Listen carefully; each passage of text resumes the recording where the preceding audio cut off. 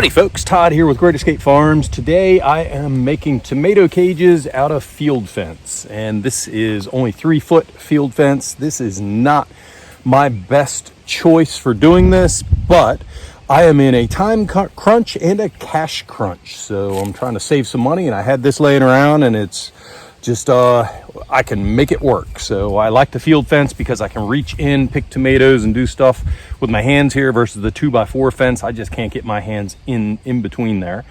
So what the tool we need is, I call them lineman's pliers. I think that's what they're called. And the way I size mine, I start out with halfway in between the squares here, so I have a half there, and then I count out. So get some slack here. So 1, 2, 3, 4, 5, 6, 7, 8, 9. So on the 10th one is where I make my cut. And let me go. Okay. So on the top and the bottom one, they have thicker gauge wire, and what works for me is just to score it a little bit like I just did. So basically go on and squeeze it and score it, and once you've done that, then you can just simply bend it and it breaks. The other ones down underneath, you can just cut.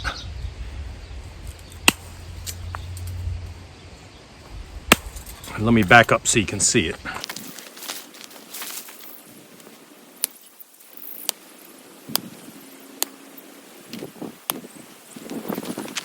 Okay, so we have half on both ends.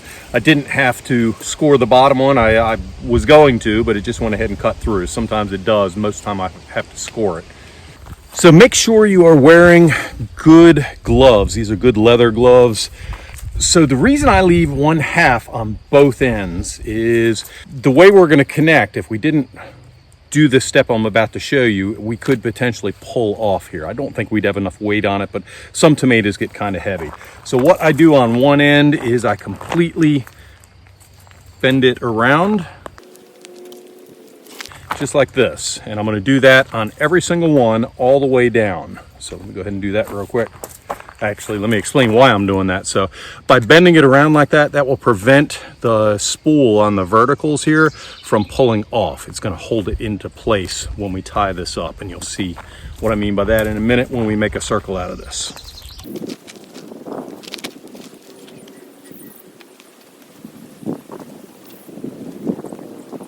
And on the top and the bottom ones, I usually use lineman's pliers. Like I said, it's a thicker gauge steel, and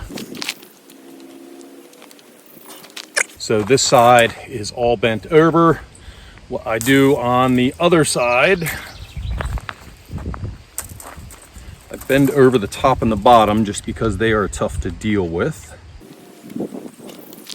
Top, the bottom. If you're not familiar with field fence, the difference between the top and the bottom is the bottom, right here we have 4 inches in between. Right here we have, I don't know, 2 or 3 inches in between. So there's first couple rungs are a little closer together. So we have the top and the bottom. I am going to bend the next one from the bottom over. I'm going to skip this one, and then I'm going to do 2. So I will bend 2 over. I will skip this one, which is right about the middle. I'll do the next one and bend it over, and what that leaves is 3 pieces sticking up. So there's 1 down from the very top, 3 down from the top, and the second one up from the bottom, and these are going to be the ones that actually hold it. So what we're going to do is we're going to bend it into a circle, and we're just going to fold this piece over, and we have the middle one. We're going to fold it over. And then we have the bottom one. We're going to fold it over. And if you go ahead and shape it and make it nice and circular for you. So you have a nice circular tomato cage. Make sure you put the bottom end down because you're not going to have a whole lot of tomatoes on the bottom, but up here further to the top is where you would expect the tomatoes. So now we will put this over the tomato, and we have extra T-posts, so we'll go ahead and stake those down. The reason we only did 3 of these, wrapping it around and holding it in place, is so that in the winter time, or after the tomato harvest is done, we can undo the 3 and lay this flat, and it makes for better storage, because I'm going to have about 2 dozen of these, and having 2 dozen circles is hard. It takes up a lot of storage space.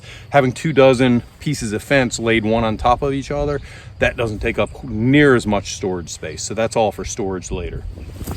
Okay, we have our field fence here that we made into a tomato cage. We have a T-post here, and you need some way of knocking the T-post in, either a hammer or something else, and I have a T-post hammer, I guess you call it here, driver.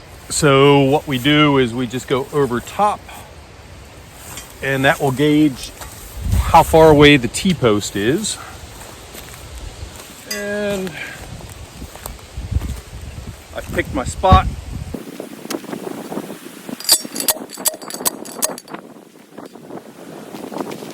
Now we need to attach the tomato cage to the T-post, and I just use old electric wire here that I have.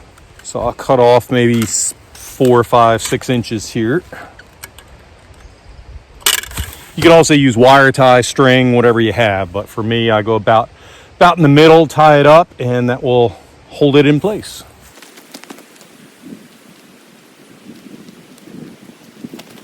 Okay, that's all well and good for a small tomato. What about a larger tomato? Well, let's go and set up and take a look at a larger tomato and how we deal with that.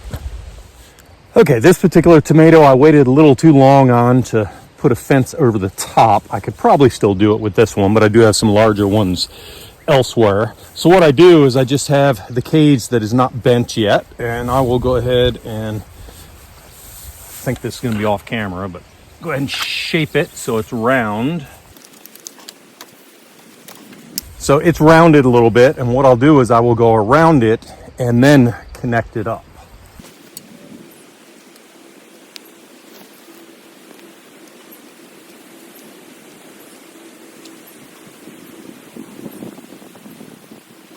Okay, and then I will measure where I want the T-post and put it on, same as I did before.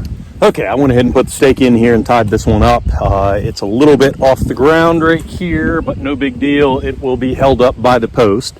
So that is how I am making cheap tomato cages this year. If you have any questions or comments, please put them down below. Thank you very much and have a great day.